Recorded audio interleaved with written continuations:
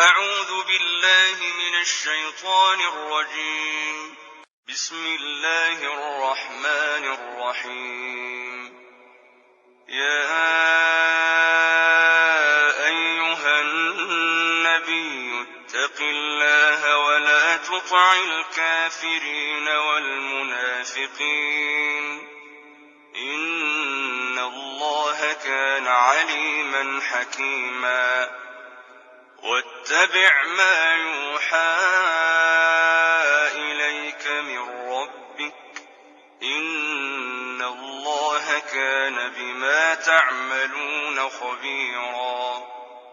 وتوكل على الله وكفى بالله وكيلا. ما جعل الله لرجل من قلبين في جوفه وما جعل أزواجكم اللائي تظاهرون منهن أمهاتكم وما جعل أدعياءكم أبناءكم ذلكم قولكم بأفواهكم والله يقول الحق وهو يهدي السبيل. ادعوهم لآبائهم هو أقسط عند الله فإن لم تعلموا آباءهم فإخوانكم في الدين ومواليكم وليس عليكم جناح فيما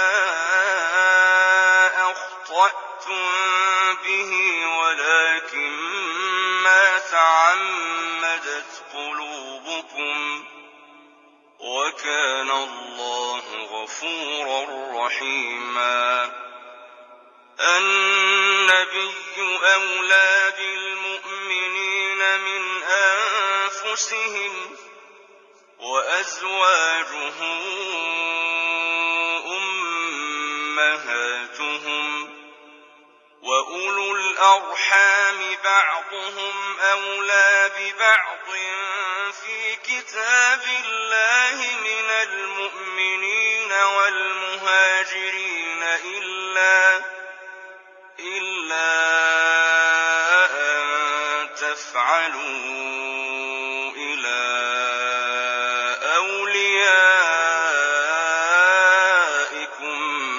معروفا كان ذلك في الكتاب مسطورا. وإذ أخذنا من النبيين ميثاقهم ومنك ومن نوح وإبراهيم وموسى وعيسى بن مريم وأخذنا منهم ميثاقا غليظا